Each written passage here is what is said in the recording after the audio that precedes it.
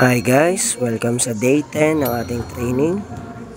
So, ang pinapanood natin ngayon ay yung A quick or B quick, pwede rin back quick. So, paano ba ito ginagawa?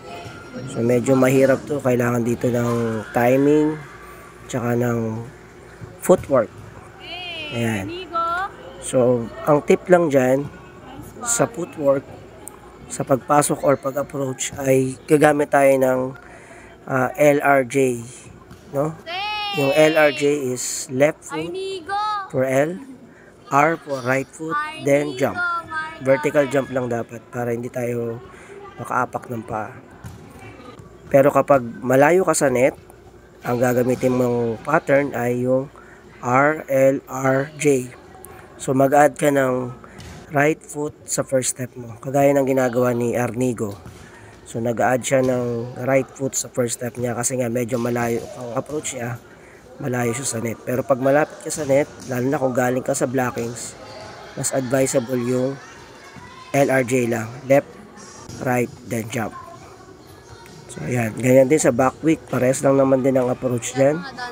Kung malayo ka sa net, ang malakas ang buwelo mo, mag-add ka ng right foot, then LRJ. Gaya ng ginagawa nga ni Marga. Ganun din naman kapag malapit ka sa net, gaya ng ginagawa ni Angni at ni Hazel, LRJ lang sila, left, right, jump. Pero kung ako tatanungin, mas maganda na masanay ka sa parehas kasi may pagkakataon na malayo ka sa net, lalo na kung chance ball, at may pagkakataon din na galing ka sa blockings, LRJ ka lang. Okay, yan ang ating tip for today.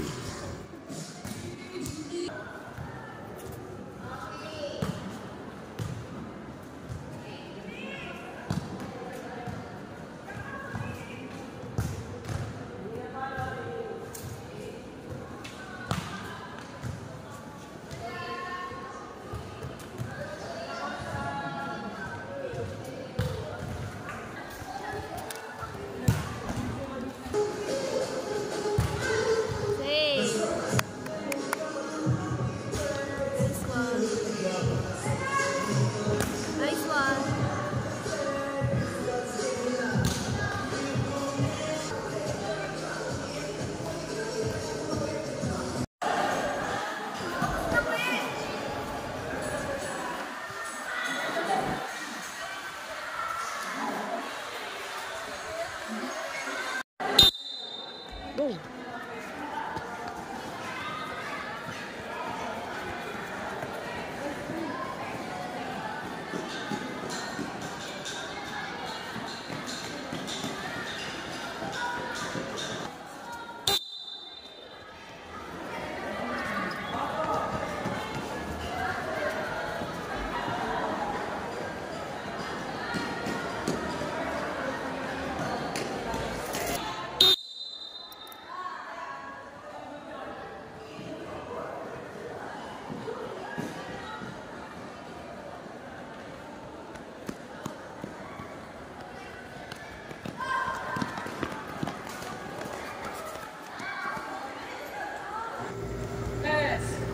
Okay guys, nandito naman tayo sa 6v1 drills. So ano ba tong 6v1 drills na to?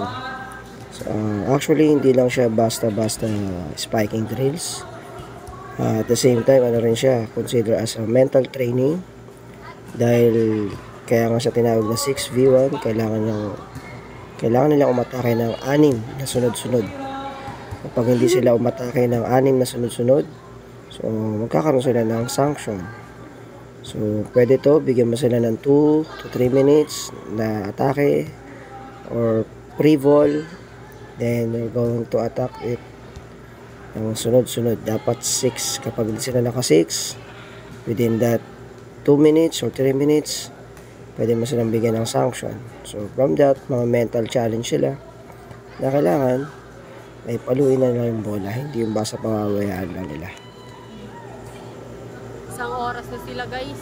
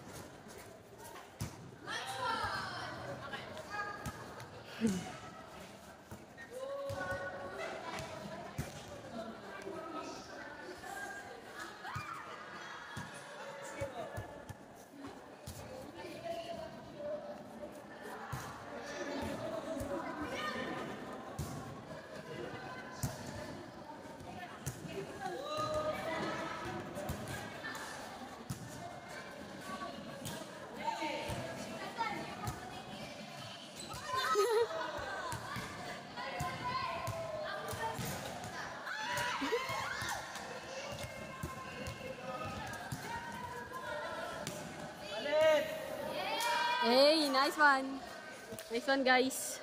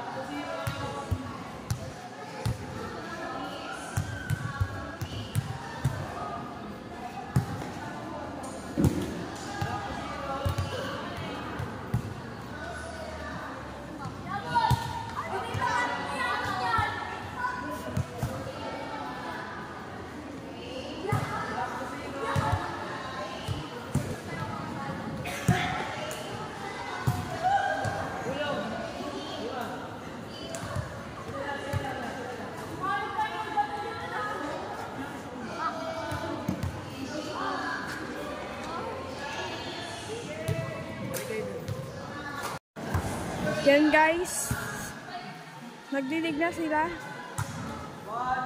Nice one, Hazel!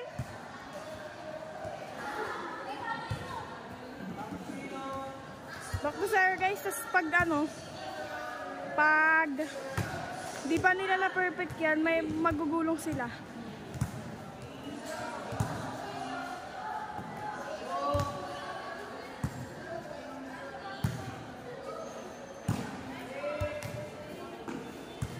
Ay, si Coach guys, oh. Back to zero.